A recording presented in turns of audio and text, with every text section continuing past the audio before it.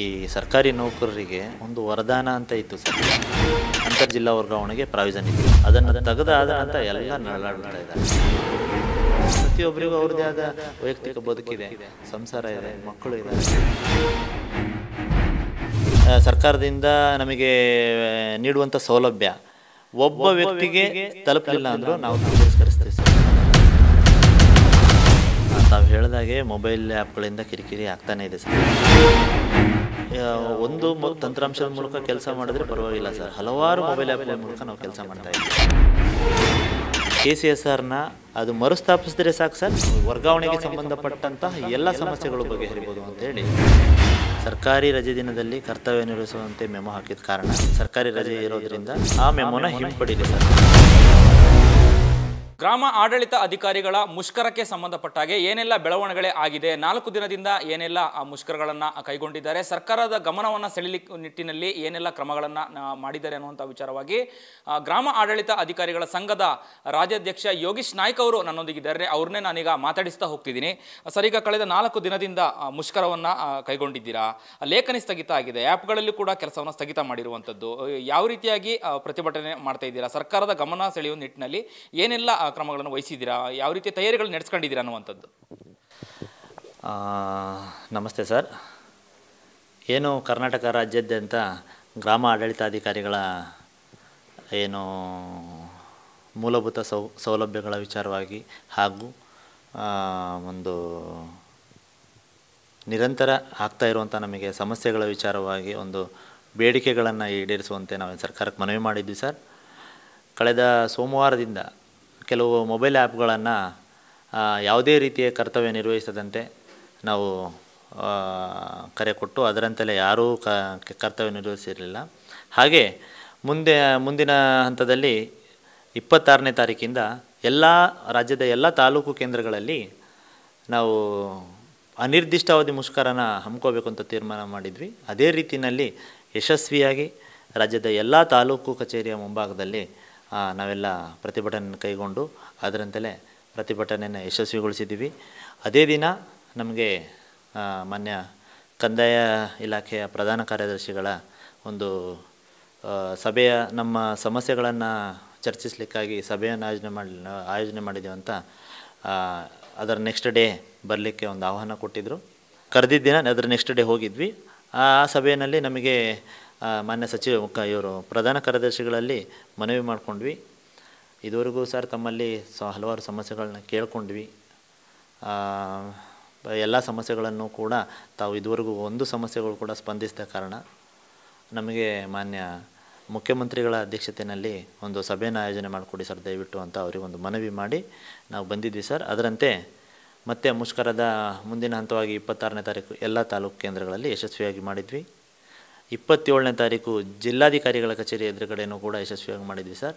ಈ ನಿಟ್ಟಿನಲ್ಲಿ ದಿನಾಂಕ 26ರ ಸಂಜೆ ಮಾನ್ಯ ಕಂದಾಯ ಸಚಿವರ ಕಚೇರಿಯಿಂದ ಒಂದು ಸಭೆಯನ್ನು ಆಯೋಜಿಸಿರೋ ಬಗ್ಗೆ ನಮ್ಮ ಬೇಡಿಕೆಗಳನ್ನು ಚರ್ಚಿಸಲಿಕ್ಕೆ ಒಂದು ವೇದಿಕೆಯನ್ನು ನಿರ್ಮಾಣ ಮಾಡಿದ್ದೀವಿ ಅಂಥೇಳಿ ಸಭೆಯನ್ನು ಕರೆದಿದ್ದಾರೆ ಸರ್. ಸೋಮವಾರಕ್ಕೆ ನಾವು ಆ ಸಭೆಗೆ ಹೋಗ್ತಾ ಇದ್ದೀವಿ ನಾಳೆ ದಿನ. ನೋಡೋಣ ಸರ್, ನಮ್ಮ ರಾಜ್ಯದ ಗ್ರಾಮ ಆಡಳಿತಾಧಿಕಾರಿಗಳ ಏನು ಪ್ರಸ್ತುತ ಸಮಸ್ಯೆಗಳಿದ್ದಾವೆ, ಏನು ಬೇಡಿಕೆಗಳಿದ್ದಾವೆ, ಅವೆಲ್ಲವೂ ಕೂಡ ನಮ್ಮ ಕಂದಾಯ ಸಚಿವರು ಒಂದು ನಮಗೆ ಎಲ್ಲ ರೀತಿಯಲ್ಲಿ ಧನಾತ್ಮಕವಾಗಿ ಒಂದು ಆದೇಶಗಳನ್ನು ಹೊರಡಿಸುವ ಮೂಲಕ ನಮಗೆ ಬೇಡಿಕೆಗಳನ್ನ ಈಡೇರಿಸ್ತಾರೆ ಅಂತ ಒಂದು ಭರವಸೆ ಇದೆ. ಯಾಕೆಂದರೆ ಅವರಿಗೂ ಕೂಡ ಎಲ್ಲ ಸಾರ್ವಜನಿಕ ವಲಯದಲ್ಲಿ ಏನು ಸಮಸ್ಯೆಗಳಾಗ್ತಾ ಇದ್ದಾವೆ, ಗ್ರಾಮ ಆಡಳಿತಾಧಿಕಾರಿಗಳ ಸಮಸ್ಯೆ ಏನು, ಎಷ್ಟು ಒತ್ತಡ ಇದೆ ಅಂತೇಳಿ ಮೊನ್ನೆ ಕೂಡ ಅವ್ರು ಹೇಳಿದ್ದಾರೆ. ಹೌದು, ಕೆಲಸ ಮಾಡ್ತಾ ಇದ್ದಾರೆ, ಅತಿ ಹೆಚ್ಚು ಕೆಲಸಗಳನ್ನ ಮಾಡ್ತಾ ಇದ್ದಾರೆ ಅಂತಲೇ ಕೂಡ ಹೇಳಿದ್ದಾರೆ. ಹಾಗೆ ಆ ಕೆಲಸಕ್ಕೆ ತಕ್ಕಂತೆ ನಮ್ಮ ಮೂಲಭೂತ ಸೌಕರ್ಯಗಳನ್ನು ನಾವು ಕೇಳ್ತಾ ಇದ್ದೀವಿ.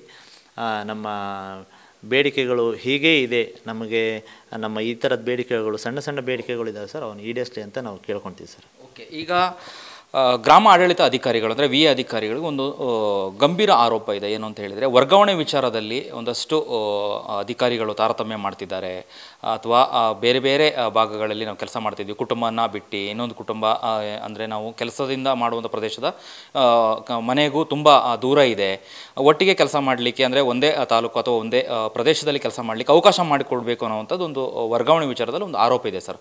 ಅದಕ್ಕೆ ಏನು ನೀವು ಬೇಡಿಕೆಯನ್ನು ಇಟ್ಟಿದ್ದೀರಿ ಸರ್ಕಾರಕ್ಕೆ ಅನ್ನುವಂಥದ್ದು? ಸರ್, ಮೊದಲನೇದಾಗಿ ಈ ಸರ್ಕಾರಿ ನೌಕರರಿಗೆ ಒಂದು ವರದಾನ ಅಂತ ಇತ್ತು ಸರ್.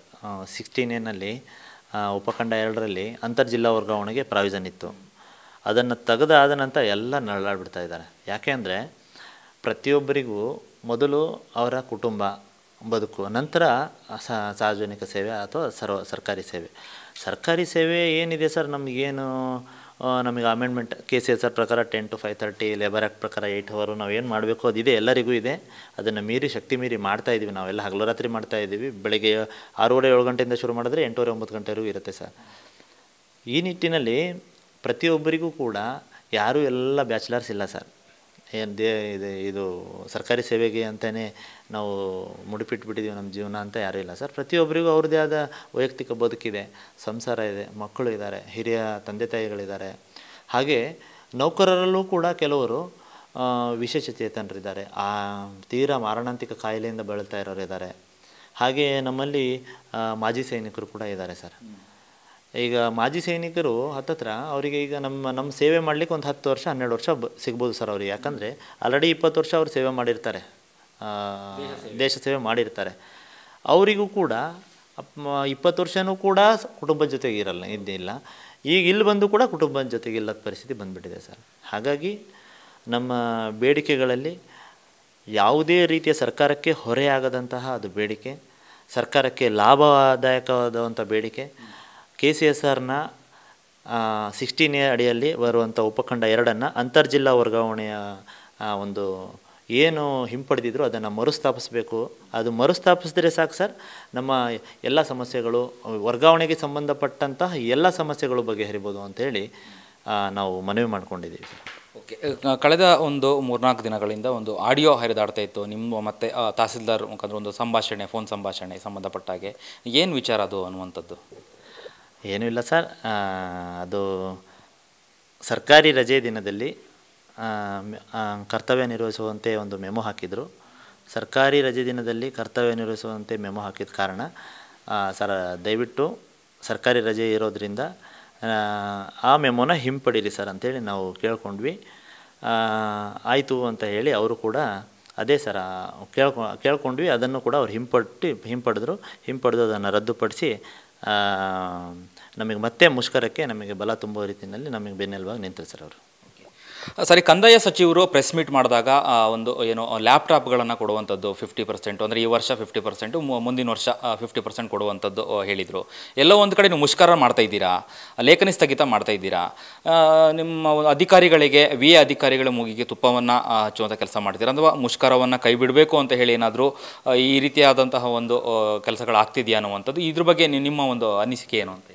ಸರ್, ಯಾವುದೇ ಒಂದು ಕೆಲಸ ಒಂದು ಕ್ವಾಲಿಟಿ ವರ್ಕ್ ಆಗಬೇಕು ಅಂತ ಅಂದರೆ ಈಗ 100 ಜನ ಎಂಪ್ಲಾಯ್ಸ್ ಇದ್ದೀವಿ ಅಂತ ಅಂದರೆ 50 ಜನರಿಗೆ ನಾವು ಯಾವುದಾದ್ರೂ ಫೆಸಿಲಿಟಿ ಕೊಟ್ಟು ಕೆಲಸ ತಗೊಂಡು ಇನ್ನೂ 50 ಜನರಿಗೆ ಫೆಸಿಲಿಟಿ ಇಲ್ದಂಗೆ ಕೆಲಸ ಕೇಳಿದ್ರೆ ಯಾವ ಕೆಲಸನೂ ಸಕ್ಸಸ್ ಆಗಲ್ಲ ಸರ್. ಹಾಗಾಗಿ ನಮಗೆ ಏನಾದರೂ ನಮ್ಮ ವೃಂದಕ್ಕೆ ಸಾರ್ವತ್ರಿಕವಾಗಿ ಯಾವುದೇ ಒಂದು ಸರ್ಕಾರದ ಯೋಜನೆ ಅಥವಾ ಸರ್ಕಾರದಿಂದ ನಮಗೆ ನೀಡುವಂಥ ಸೌಲಭ್ಯ ಒಬ್ಬ ವ್ಯಕ್ತಿಗೆ ತಲುಪಲಿಲ್ಲ ಅಂದರೂ ನಾವು ತಿರಸ್ಕರಿಸ್ತೀವಿ ಸರ್. ಯಾರೂ ಕೂಡ ತಗೊಳ್ಳೋದಿಲ್ಲ. ನಮಗೆ ಸಾರ್ವತ್ರಿಕವಾಗಿ ಪ್ರತಿಯೊಬ್ಬರಿಗೂ ಸೌಲಭ್ಯಗಳು ಬೇಕೇ ಬೇಕು ಸರ್. ಪ್ರತಿಯೊಬ್ಬರಿಗೂ ಕೆಲಸ ಮಾಡ್ತಾಯಿದ್ದೀವಿ. ಇವತ್ತು ಒಂದು ಭಾಗದಲ್ಲಿ 50% ಭಾಗದಲ್ಲಿ ಒಂದು ಕೆಲಸ ಮಾಡ್ತಾ ಫೆಸಿಲಿಟಿ ತೊಗೊಂಡಿರೋರು ಕೆಲಸ ಮಾಡಬೇಕು. ಫೆಸಿಲಿಟಿ ತೊಗೊಳ್ಳದೇ ಇರೋರು ಏನು ಮಾಡಬೇಕು? ಎಲ್ಲರಿಗೂ ಸೌಲಭ್ಯವನ್ನು ಕಲ್ಪಿಸಲೇಬೇಕು ಸರ್. ಆ ಥರ 50% ಅಷ್ಟೇ ತೊಗೊಳ್ಳೋದಾದರೆ ನಮ್ಮ ಸಮೂಹದ ವತಿಯಿಂದ ಯಾರೂ ಕೂಡ ತೊಗೋಬಾರ್ದು ಅಂತ ಎಲ್ಲರೂ ಕೂಡ ನಿರ್ಣಯ ಮಾಡಿದ್ದೀವಿ ಸರ್ ನಾವು. ಸರ್, ಈಗ ಮೊಬೈಲ್ ಆ್ಯಪ್ಗಳಲ್ಲಿ ಕೆಲಸ ಮಾಡ್ತಿರುವಂತಹ ವಿಚಾರಕ್ಕೆ ಸಂಬಂಧಪಟ್ಟ ಹಾಗೆ ಎಲ್ಲೋ ಒಂದು ಕಡೆ ಆ್ಯಪನ್ನು ಕಂಟ್ರೋಲ್ ಮಾಡ್ತಿರುವಂಥದ್ದು ಸರ್ಕಾರನ ಅಥವಾ ಖಾಸಗಿ ಕಂಪ್ನಿನ ಅನ್ನುವಂಥದ್ದು ಅನುಮಾನ ಬರ್ತಿರುವಂಥದ್ದು, ಒಂದಷ್ಟು ಊಹಾಪೋಹಗಳು ಮತ್ತು ಚರ್ಚೆಗಳು ಆಗ್ತಿರುವಂಥದ್ದು. ಇದ್ರ ಬಗ್ಗೆ ನಿಮ್ಮ ಒಂದು ಏನು ಅಭಿಪ್ರಾಯ ಇದೆ? ಅಂದರೆ ಸರ್ಕಾರದ ಆ್ಯಪನ್ನು ಯಾರು ಹ್ಯಾಂಡ್ಲ್ ಮಾಡ್ತಾ ಇದ್ದಾರೆ ಅನ್ನುವಂಥದ್ದು. ಈಗಾಗಲೇ ನೀವು ಆ್ಯಪ್ಗಳನ್ನು ಕೂಡ ಕೆಲವೊಂದು ಅನ್ಇನ್ಸ್ಟಾಲ್ ಮಾಡಿರುವಂಥದ್ದು ಅಥವಾ ಸ್ಥಗಿತ ಮಾಡಿರೋದಾಗಿದೆ. ಈ ಆ್ಯಪ್ಗಳನ್ನು ಅಧಿಕಾರಿಗಳು ಏನು ಮೊಬೈಲ್ನಲ್ಲಿ ಆ್ಯಪ್ಗಳ ಮುಖಾಂತರ ಕೆಲಸ ಮಾಡ್ತಿದ್ದಾರಲ್ಲ, ಈ ಆ್ಯಪಿಗೆ ಸಂಬಂಧಪಟ್ಟಾಗೆ ಏನೆಲ್ಲ ಸಮಸ್ಯೆಗಳು ಉಲ್ಬಣ ಆಗ್ತಿದೆ ಅನ್ನೋದು? ಸರ್, ಪ್ರತಿಯೊಂದು ಮೊಬೈಲ್ ಆ್ಯಪು ನಮಗೆ ಏನು ಡೈರೆಕ್ಷನ್ ಕೊಟ್ಟಿರ್ತಾರೆ, ಏನು ಸರ್ಕಾರದ ವತಿಯಿಂದ ನಮ್ಮ ಇಲಾಖೆಯ ಮುಖ್ಯಸ್ಥರ ವತಿಯಿಂದ ಏನು ನಮಗೆ ಲಿಂಕ್ ಕಳಿಸಿರ್ತಾರೆ, ಅದ್ರ ಬೇಸ್ ಮೇಲೆ ನಾವು ಡೌನ್ಲೋಡ್ ಮಾಡ್ಕೊತಾ ಇದ್ದೀವಿ ಸರ್. ಅದರದ್ದು ಆಗುಹೋಗುಗಳು ಎಲ್ಲ ಅವರೇ ನೋಡ್ಕೊಂಡಿರ್ತಾರೆ. ಪ್ರತಿಯೊಂದು ಹಂತದಲ್ಲೂ ಅದರದ್ದು ಅಪ್ಡೇಷನ್ ಮಾಡ್ತಿರ್ತೀವಿ ನಾವು. ಮೇಂಟೆನೆನ್ಸ್ ವಿಚಾರದಲ್ಲಿ ಸರ್ಕಾರದ ಮೂಲಕ ನಮಗೇನು ಆದೇಶ ಬಂದಿರುತ್ತೆ, ಏನು ಹೀಗೆ ಮಾಡಿರಿ ಅಂತ ಹೇಳಿ ಒಂದು ಗೈಡ್ಲೈನ್ಸ್ ಕೊಟ್ಟಿರ್ತಾರೆ ಸರ್. ಅದರಂತೆ ನಾವು ಅದನ್ನು ಇನ್ಸ್ಟಾಲ್ ಮಾಡಿಕೊಂಡು ವರ್ಕ್ ಮಾಡ್ತಾಯಿದ್ದೀವಿ ಸರ್. ಅಂದರೆ ಆ ಡಾಟಾಗಳನ್ನೆಲ್ಲ ಏನು ಖಾಸಗಿ ಕಂಪ್ನಿಗಳು ಹ್ಯಾಂಡ್ಲು ಮಾಡ್ತಾ ಇದೆಯಾ ಅಥವಾ ಸರ್ಕಾರ ಗೌರ್ಮೆಂಟು ಏನಾದರೂ ಹ್ಯಾಂಡ್ಲು ಮಾಡ್ತಾ ಇದೆಯಾ ಏನು ಅನ್ನೋದ್ರ ಬಗ್ಗೆ ಒಂದಷ್ಟು ಚರ್ಚೆಗಳು ಆಗ್ತಾಯಿದೆ. ಅದ್ರ ಬಗ್ಗೆ ಏನು? ನಮ್ಮ ಮೊಬೈಲ್ನಲ್ಲಿ ನಾವು ಏನು ಯೂಸ್ ಮಾಡ್ತಾಯಿದ್ದೀವಿ ಸರ್, ಅದು ನಮ್ಮ ಸ್ವಂತ ಡಾಟಾದಲ್ಲಿ ನಾವು ಅದನ್ನು ಪ್ರತಿಯೊಂದು ಅದು ಇನ್ಸ್ಟಾಲ್ ಮಾಡೋದಾಗಲಿ ಅಪ್ಡೇಟ್ ಆಗೋದಾಗಲಿ ಮಾಡ್ಕೊತಾ ಇದ್ದೀವಿ ಸರ್. ಏನು ಸರ್ಕಾರದಿಂದ ನಮಗೆ ಏನು ಕೊಟ್ಟಿದ್ದಾರೆ ಮೊಬೈಲ್ ಆ್ಯಪ್ಗಳನ್ನು, ಅದನ್ನು ಡೌನ್ಲೋಡ್ ಮಾಡಿಕೊಂಡು ಇನ್ಸ್ಟಾಲ್ ಮಾಡಿಕೊಂಡು ನಾವು ವರ್ಕ್ ಮಾಡ್ತಾಯಿದ್ದೀವಿ. ಬಟ್ ಅದ್ರ ಬಗ್ಗೆ ನಮಗೆ ಮಾಹಿತಿ ಇಲ್ಲ. ಈಗ ಕೆಲವೊಂದು ಅಧಿಕಾರಿಗಳು ಕೂಡ ಮಾತಾಡ್ತಾ ಇರುವಾಗ ಹೇಳಿದರು, ಅಂದರೆ ಆ್ಯಪ್ಗಳನ್ನು ಇನ್ಸ್ಟಾಲ್ ಮಾಡೋದಕ್ಕಿಂತ ಪೂರ್ವದಲ್ಲಿ ನಮಗೆ ತರಬೇತಿಗಳನ್ನು ಕೊಡಬೇಕು, ಅಥವಾ ಆ್ಯಪ್ ಇನ್ಸ್ಟಾಲ್ ಆದಮೇಲಾದ್ರೂ ಅದಕ್ಕೆ ಪೂರಕವಾದಂತಹ ಒಂದು ಸಮರ್ಪಕ ಮಾಹಿತಿ ಕೊಡಬೇಕು, ತರಬೇತಿ ಕೊಡಬೇಕು. ಕಾಟಾಚಾರಕ್ಕೆ ತರಬೇತಿ ಕೊಡುವಂಥದ್ದು ಎಲ್ಲ ಒಂದು ಕಡೆ ಆಗ್ತಿದೆ. ಹಾಗಾಗಿ ಅದರಿಂದನೂ ಕೂಡ ನಮಗೆ ಕೆಲಸದ ಒತ್ತಡ ಆಗ್ತಾ ಇದೆ, ನಮಗೆ ಆ್ಯಪ್ಗಳಿಂದ ಒಂದಷ್ಟು ಕಿರಿಕಿರಿ ಆಗ್ತಿದೆ ಮೊಬೈಲ್ಗಳಿಂದ ಅನ್ನುವಂಥದ್ದು, ಮೊಬೈಲ್ ಆ್ಯಪ್ಗಳಿಂದ ಅನ್ನುವಂಥದ್ದು. ಇದ್ರ ಬಗ್ಗೆ ಏನು ಹೇಳ್ತೀರಾ ಸರ್? ನಮಗೆ ತಾವು ಹೇಳಿದಾಗೆ ಮೊಬೈಲ್ ಆ್ಯಪ್ಗಳಿಂದ ಕಿರಿಕಿರಿ ಆಗ್ತಾನೇ ಇದೆ ಸರ್, ಇಲ್ಲ ಅಂತ ಏನಿಲ್ಲ. ಆದರೆ ನಾವು ಏನು ಒಂದು ತಂತ್ರಾಂಶದ ಮೂಲಕ ಕೆಲಸ ಮಾಡಿದ್ರೆ ಪರವಾಗಿಲ್ಲ ಸರ್. ಹಲವಾರು ಮೊಬೈಲ್ ಆ್ಯಪ್ಗಳ ಮೂಲಕ ನಾವು ಕೆಲಸ ಮಾಡ್ತಾಯಿದ್ದೀವಿ. ನಮ್ಮದು ನಾವು ಅದಕ್ಕೆ ಸರ್ಕಾರಕ್ಕೆ ಮನವಿ ಮಾಡ್ಕೊಂಡು ಬೇಡಿಕೆ ಇಟ್ವಿ ಸರ್. ಹತ್ತತ್ರ ಒಂದು 10ರಿಂದ 15-20 ಜನ ಕೆಲಸ ಮಾಡುವಂಥ ಒಂದು ಕೆಲಸನ ನಮ್ಮ ವೃಂದ ಮಾಡ್ತಾಯಿದೆ ಸರ್. ಒಬ್ಬ ವ್ಯಕ್ತಿ ಮಾಡ್ತಾಯಿದ್ದಾರೆ. ಹಾಗೆ ಒಬ್ಬ ವ್ಯಕ್ತಿ ಏನು ಒಂದು ಸರ್ಕಲ್ಗೆ ಸೀಮಿತ ಆಗಿಲ್ಲ ಸರ್. ರಾಜ್ಯಾದ್ಯಂತ ಪ್ರತಿಯೊಬ್ಬರು 2 ಸರ್ಕಲ್ 3 ಸರ್ಕಲ್ ಇನ್ಚಾರ್ಜ್ ಆಗಿದ್ದಾರೆ. ಕೆಲವೊಬ್ಬರು ಈ ಹೋಬಳಿಯಿಂದ ಪಕ್ಕದ ಹೋಬಳಿಗೆ ಕೂಡ ಇನ್ಚಾರ್ಜ್ ಇದ್ದಾರೆ. ಈ ನಿಟ್ಟಿನಲ್ಲಿ ಪ್ರತಿಯೊಬ್ಬರಿಗೂ ಕೂಡ ಮೊಬೈಲ್ ತಂತ್ರಾಂಶದ ವಿಚಾರದಲ್ಲಿ ಸಮಸ್ಯೆ ಇದ್ದಿದೆ ಸರ್. ಒಂದು ವೃತ್ತಕ್ಕೆ ಸಂಬಂಧಪಟ್ಟಂತೆ ಏನು ಆ್ಯಪ್ ಇರುತ್ತೆ ಸರ್, ಅದು ಎಲ್ಲ 2-3 ಇನ್ಚಾರ್ಜ್ ಇದ್ದರೂ ಕೂಡ ಅದಕ್ಕೆ ಅಟ್ಯಾಚ್ ಆಗಿರುವಂಥ ವೃತ್ತ ಆ್ಯಡ್ ಮಾಡಿರ್ತಾರೆ. ಹಾಗಾಗಿ ಮೊಬೈಲ್ ಎಲ್ಲ ಹ್ಯಾಂಗಾಗಿರುತ್ತೆ, ನಮ್ಮದು ಪ್ರತಿ ಹಂತದಲ್ಲೂ ಮೊಬೈಲ್ನ ಅಪ್ಡೇಟ್ ಮಾಡ್ತಾ ಇರ್ತೀವಿ. ಮತ್ತು ನಮ್ಮದು ಪರ್ಸ್ನಲ್ ನಮ್ಮದೇನು ಇಮೇಜ್ ಫೋಟೋಸ್ ಎಲ್ಲ ಡಾಟಾ ಇರುತ್ತೆ ಅದರಲ್ಲಿ. ಇದು ಸರ್ಕಾರಕ್ಕೆ ಸಂಬಂಧಪಟ್ಟಂತೆ ಕೂಡ ಇರುತ್ತೆ. ಮತ್ತು ಮೈನ್ಲಿ ಏನು ಸರ್, ನಮಗೆ ಮೊಬೈಲ್ ಅಂತ ಅಂದರೆ ಈಗ ನಮಗೆ ಹಸ್ದಾಗ ಊಟ ಮಾಡ್ತೀವಲ್ಲ ಸರ್, ಹೊಟ್ಟೆ ತುಂಬಬೇಕು ಅಂದರೆ, ಅದೇ ರೀತಿಯಲ್ಲಿ ಮೊಬೈಲು ಬ್ಯಾಟ್ರಿ ಲೋ ಆದರೆ ಚಾರ್ಜ್ ಮಾಡಲೇಬೇಕು. ನಮ್ಮದು ನಿರಂತರವಾಗಿ ಪವರ್ ಬ್ಯಾಂಕ್ ಬ್ಲಾಸ್ಟ್ ಯಾವಾಗಾಗುತ್ತೋ ಗೊತ್ತಿಲ್ಲ, ಒಟ್ಟು ಪವರ್ ಬ್ಯಾಂಕ್ ಇಟ್ಕೊಂಡೇ ನಾವು ವರ್ಕ್ ಮಾಡಬೇಕು ಸರ್. ಪ್ರತಿದಿನ ನಾವು ನಾರ್ಮಲ್ ಯೂಸ್ ಮಾಡ್ತೀವಿ ಅಂದರೂ 2 ಸಲ ಚಾರ್ಜ್ ಹಾಕ್ತೀವಿ. ಬೆಳಗಿಂದ ರಾತ್ರಿವರೆಗೂ ಮೊಬೈಲ್ನೇ ಹಿಡ್ಕೊಂಡು ವರ್ಕ್ ಮಾಡೋದು ಅಂತ ಅಂದರೆ, ಮೊಬೈಲ್ ಯಾವತ್ತಾದರೂ ಒಂದಿನ ಬ್ಲಾಸ್ಟ್ ಆಗಿ ನಮ್ಮವ್ರು ಏನಾದರೂ ಅನಾಹುತ ಆಗೋ ಸಾಧ್ಯತೆ ಇದೆ ಸರ್. ಅದೇನು ಜಾಸ್ತಿ ದಿನ ಇಲ್ಲ, ಸದ್ಯದಲ್ಲೇ ಇದೆ. ಹಾಗೆ ತಾವು ಹೇಳ್ದಂಗೆ ತರಬೇತಿ ವಿಚಾರದಲ್ಲಿ ಮಾನ್ಯ ಸಚಿವರಲ್ಲಿ ನಾನು ಮನವಿ ಮಾಡ್ಕೊಳ್ಳೋದಿಷ್ಟೇ. ಈಗ ಆಲ್ರೆಡಿ ಇವತ್ತಿಂದ ಎಕ್ಸಾಮ್ ನಡೀತಾ ಇದೆ ಗ್ರಾಮಾಡಳಿತಾಧಿಕಾರಿಗಳ ನೇರ ನೇಮಕಾತಿಗೆ ಕರ್ನಾಟಕ ಪರೀಕ್ಷಾ ಪ್ರಾಧಿಕಾರದಿಂದ. ದಯವಿಟ್ಟು ಆದೇಶ ಕೊಡುವ ಮುನ್ನ ದಯವಿಟ್ಟು ಪ್ರತಿಯೊಬ್ಬರಿಗೆ ಕಂದಾಯ ಇಲಾಖೆಯ ಬಗ್ಗೆ 3 ತಿಂಗಳು ತರಬೇತಿಯನ್ನು ಕೊಡಿಸ್ಬೇಕು. ಕಂದಾಯ ಇಲಾಖೆಯ ನೌಕರಿಯ ಬಗ್ಗೆ, ಅಲ್ಲಿನ ಸಾರ್ವಜನಿಕರಿಗೆ ಯಾವ ರೀತಿ ಪ್ರತಿಕ್ರಿಯಿಸುವ ಬಗ್ಗೆ, ದಾಖಲೆಗಳ ಬಗ್ಗೆ, ಆ್ಯಕ್ಟ್ ಆ್ಯಂಡ್ ರೂಲ್ಸ್ ಬಗ್ಗೆ, KCSR ಬಗ್ಗೆ, CCA ಬಗ್ಗೆ, ನಮ್ಮ ರೆವಿನ್ಯೂ ವಿಚಾರದ ಬಗ್ಗೆ ತರಬೇತಿಯನ್ನು 3 ತಿಂಗಳು ಕೊಟ್ಟು ಅವರಿಗೆ ಆ ನಂತರದಲ್ಲಿ ನಮಗೆ ಕ್ಷೇತ್ರ ಮಟ್ಟದಲ್ಲಿ ಕೆಲಸಕ್ಕೆ ಕಳಿಸಿದ್ರೆ ಒಂದು ಗುಣಮಟ್ಟದ ಕೆಲಸ ಸಾರ್ವಜನಿಕರಿಗೆ ಸ್ಪಂದಿಸುವಂಥ ಒಂದು ಯೋಜನೆ ಆಗ್ಬೋದು ಅಂತೇಳಿ ನಮ್ಮ ಅಭಿಲಾಷೆ ಸರ್. ಈಗ ರಾಜ್ಯದಲ್ಲಿ ಸುಮಾರು 8,000ಕ್ಕೂ ಅಧಿಕ ಅಧಿಕಾರಿಗಳು ಕೆಲಸ ಮಾಡ್ತಾ ಇದ್ದಾರೆ ರಾಜ್ಯದ ಬೇರೆ ಬೇರೆ ಜಿಲ್ಲೆ ತಾಲೂಕುಗಳಲ್ಲಿ. ಇವರ ಒಂದು ಕಷ್ಟ ಕಾರ್ಪಣ್ಯಗಳು ಈಗಾಗಲೇ ನೀವು ಸರ್ಕಾರದ ಗಮನಕ್ಕೆ ಸೆಳೆಯಲಿಕ್ಕೆ ಮನವಿಯನ್ನು ಇಟ್ಟಿದ್ದೀರಾ. ಭರವಸೆ ಈಡೇರುತ್ತೆ ಅನ್ನುವಂತಹ ಒಂದು ವಿಶ್ವಾಸ, ಈ ಭರವಸೆ ಇದೆಯಾ ನಿಮಗೆ? ಸರ್ಕಾರದ ಕಂದಾಯ ಇಲಾಖೆ ಸಚಿವರಾಗಿರ್ಬೋದು ಅಥವಾ ಸರ್ಕಾರದವರು ಸಮಸ್ಯೆಗಳನ್ನು ಬಗೆಹರಿಸ್ತಾರೆ ಅನ್ನುವಂತಹ ಒಂದು ನಂಬಿಕೆ ಅಥವಾ ವಿಶ್ವಾಸ ಇದೆಯಾ ನಿಮಗೆ? ಸರ್, ಎಲ್ಲೋ ಒಂದು ಕಡೆ ನಮಗೊಂದು ಭರವಸೆ ಇದೆ. ಯಾಕಂದರೆ ಕಂದಾಯ ಸಚಿವರು ಕೂಡ ಒಂದು ರಾಜ್ಯದಲ್ಲಿ ಒಂದು ಮಹತ್ವಾಕಾಂಕ್ಷೆಯ ಯೋಜನೆಗಳನ್ನು ಸಾರ್ವಜನಿಕವಾಗಿ ಅನುಷ್ಠಾನಗೊಳಿಸಿ ಸಾರ್ವಜನಿಕರಿಗೆ ಸೇವೆ ಕಲ್ಪಿಸುವಂಥ ಒಂದು ಧ್ಯೇಯೋದ್ದೇಶಗಳನ್ನು ಹೊಂದಿದ್ದಾರೆ. ಹಾಗಾಗಿ ಆ ಧ್ಯೇಯೋದ್ದೇಶಗಳು ಎಲ್ಲ ಸಕಾರಾತ್ಮಕವಾಗಿ ಧನಾತ್ಮಕವಾಗಿ ಈಡೇರಬೇಕು ಅಂದರೆ ಕೆಳಮಟ್ಟದಲ್ಲಿ ಕರ್ತವ್ಯ ನಿರ್ವಹಿಸುವಂತಹ ನಮ್ಮ ಸಮಸ್ಯೆಗಳಿಗೆ ಸ್ಪಂದಿಸಿದರೆ ಇನ್ನೂ ಗುಣಮಟ್ಟದ ಕೆಲಸಗಳು ಆಗುತ್ತೆ ಅನ್ನೋದೊಂದು ಅಭಿಲಾಷೆ ಅವರಿಗೂ ಕೂಡ ಇದೆ ಸರ್. ಅವರು ನಮ್ಮ ಕಷ್ಟಗಳಿಗೆ, ನಮ್ಮ ನೋವುಗಳಿಗೆ, ನಮ್ಮ ಸಮಸ್ಯೆಗಳಿಗೆ ಸ್ಪಂದಿಸ್ತಾರೆ ಅನ್ನೋದೊಂದು ಭರವಸೆ ಇದೆ ಸರ್. ಇದಿಷ್ಟು ಗ್ರಾಮ ಆಡಳಿತ ಅಧಿಕಾರಿಗಳ ಸಂಘದ ರಾಜ್ಯಾಧ್ಯಕ್ಷ ಯೋಗೀಶ್ ನಾಯ್ಕ್ ಅವರ ಮಾತುಗಳಾಗಿತ್ತು. ನಮ್ಮ ಸಮಸ್ಯೆಗಳಿಗೆ ಕಂದಾಯ ಸಚಿವರು ಸ್ಪಂದಿಸ್ತಾರೆ, ಸರ್ಕಾರ ಸ್ಪಂದಿಸ್ತಾರೆ ಅನ್ನುವಂತಹ ಒಂದು ಆತ್ಮವಿಶ್ವಾಸ ಇದೆ, ಭರವಸೆ ಇದೆ, ನಂಬಿಕೆ ಇದೆ ಅನ್ನುವಂತಹ ಮಾತನ್ನು ಸ್ವತಃ ರಾಜ್ಯಾಧ್ಯಕ್ಷ ಯೋಗೀಶ್ ನಾಯ್ಕ್ ಅವರು ಹೇಳ್ಕೊಂಡಿರುವಂಥದ್ದು. ಕ್ಯಾಮ್ರಾ ಪರ್ಸನ್ ಗಗನ್ ಜೊತೆ ಅಭಿಜಿತ್ ಗಣೇಶ್, ಪ್ರಜಾಧ್ವನಿ ಟಿವಿ, ಬೆಂಗಳೂರು.